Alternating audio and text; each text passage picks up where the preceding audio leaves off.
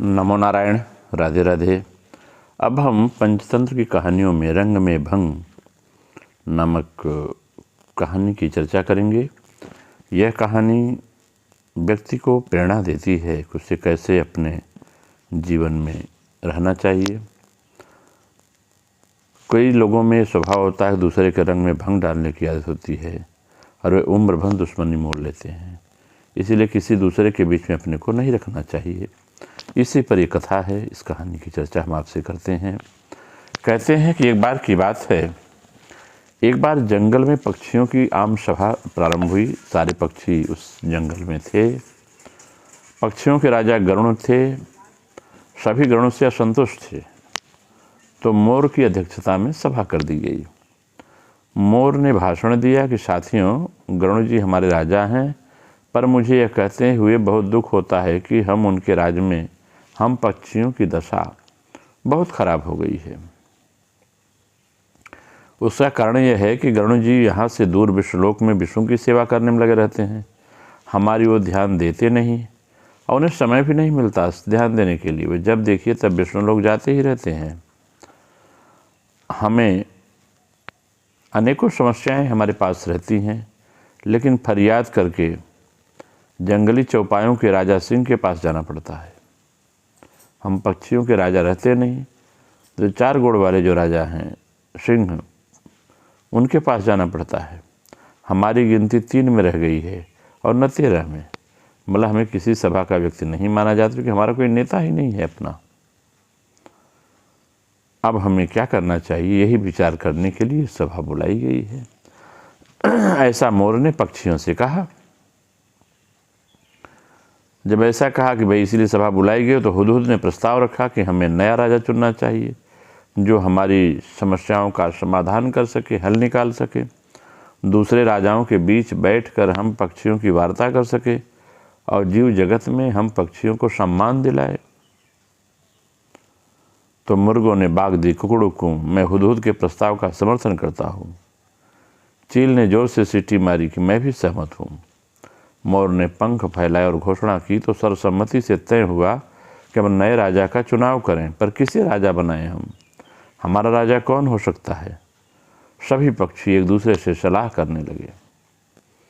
काफ़ी देर बाद सारस ने अपना मुंह खोला कि मैं राजा पद के लिए उल्लू जी का नाम पेश करता हूँ। वे बुद्धिमान हैं, उनकी आंखें तेजस्वी हैं, स्वभाव से गंभीर हैं, ठीक जैसे राजा को शोभा देता है। इसलिए उल्लू महाराज को राजा बना दिया जाए, ऐसा प्रस्ताव सारस ने दिया। तो हार्नबिल ने भी सहमति से सिर हिलाते हुए कहा, सारस जी का सुझाव बहुत दूरदर्शितापूर्ण है। क्यों न उल्लू को ही राजा बना दिया जाए। यह तो सब जानते हैं कि उल्लू जी लक्ष्मी देवी की सवारी हैं और उल्लू हमारे राजा हैं, तो हमारा दारिद्र्य भी दूर हो जाएगा। लक्ष्मी की कृपा हमारे परिवार पर बरसेगी, घर पे, हमारे पक्षियों की बिरादरी पर। और लक्ष्मी का नाम सुनते ही सब पर जादू सा प्रभाव हुआ। सभी पक्षी उल्लू को राजा बनाने के लिए राजी हो गए। मोर बोला, ठीक है, मैं उल्लू से प्रार्थना करता हूँ कि वे भी कुछ बोलें भाई, उन्हें राजा पद स्वीकार है कि नहीं। तो वे बोलें कुछ। मोर प्रार्थना करने लगे। तब उल्लू महाराज ने घुघुआते हुए कहा, भाइयों, आपने राजा के पद पर मुझे बिठाने का जो निर्णय लिया है उससे मैं गदगद हो गया हूँ। अब आपको विश्वास दिलाता हूँ कि मुझे आपकी सेवा करने का जो मौका मिला है, मैं एक कदम भी पीछे नहीं रहूँगा। उस समय का सदुपयोग करूँगा। आपकी जितनी समस्याएं आती हैं, सब समस्याओं का हल करने का प्रयास करूँगा। धन्यवाद। पक्षी जनों ने भी एक स्वर से उल्लू महाराज की जय हो, उल्लू महाराज की जय हो का नारा लगाना शुरू कर दिया। एक तरफ से पूरे जंगल में कोयलें गाने लगी। चील जाकर कहीं से मनमोहक डिजाइन वाला रेशम का शाल उठा ले आई। उसे एक डाल पर लटका और उल्लू उस पर विराजमान हुए। कबूतर जाकर कपड़ों के रंग बिरंगी लीरें उठा कर ले आए और उसे पेड़ की टहनियों पर लटका कर सजाने लगे। मटोरों की टोलियां पेड़ के चारों ओर नाचने लगी। मोर जो थे और अन्य पक्षी नाचने लगे पेड़ के चारों। मुर्ग और शुतुरमुर्ग ने पेड़ के निकट पंजों से मिट्टी खोदकर एक बड़ा सा हवन कुंड तैयार किया। दूसरे पक्षी लाल लाल रंग के फूल लाकर कुंड में ढेरी लगाने लगे। कुंड के चारों ओर 10 तोते बैठकर मंत्र पढ़ने लगे। बया चिड़ियों ने सोने व चांदी के तारों से मुकुट बुन डाले, जो बया चिड़ी जो घोंसला बनाती है, तथा हंस मोती लाकर मुकुट में फिट करने लगे।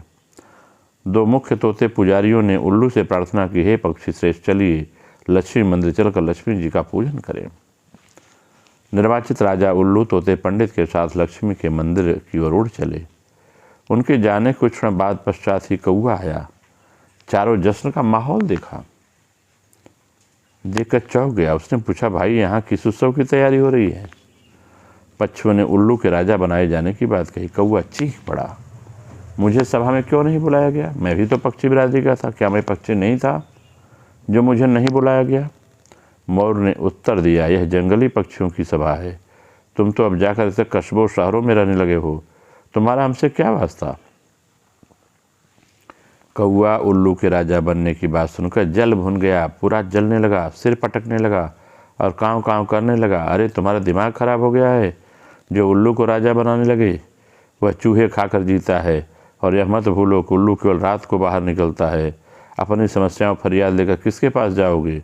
दिन में तो वह मिलेगा ही नहीं। कौवे की बातों का पक्षियों पर असर होने लगा। सही बात है भैया, ये तो रात को निकलता है, दिन में निकलता नहीं है, समस्याएं दिन में आती हैं ज़्यादातर। शायद उल्लू को राजा बनाने के निर्णय पर उन्होंने गलती की है। धीरे धीरे सभी पक्षी वहाँ से खिसकने लगे। जब उल्लू लक्ष्मी पूजन कर तोते के साथ लौटा तो सारा राज्याभिषेक स्थल सूना पड़ा हुआ था। उल्लू घुघुआया, सब कहाँ गए, कहाँ गए सब? उल्लू की सेविका खंडरी पेड़ पर से बोली। कौआ आकर सबको उल्टा पट्टी पढ़ा गया। कौआ ने सबको भड़का दिया कि तो दिन में देखता ही नहीं, रात में देखता है, तो दिन में समस्याएं कौन साथ देगा?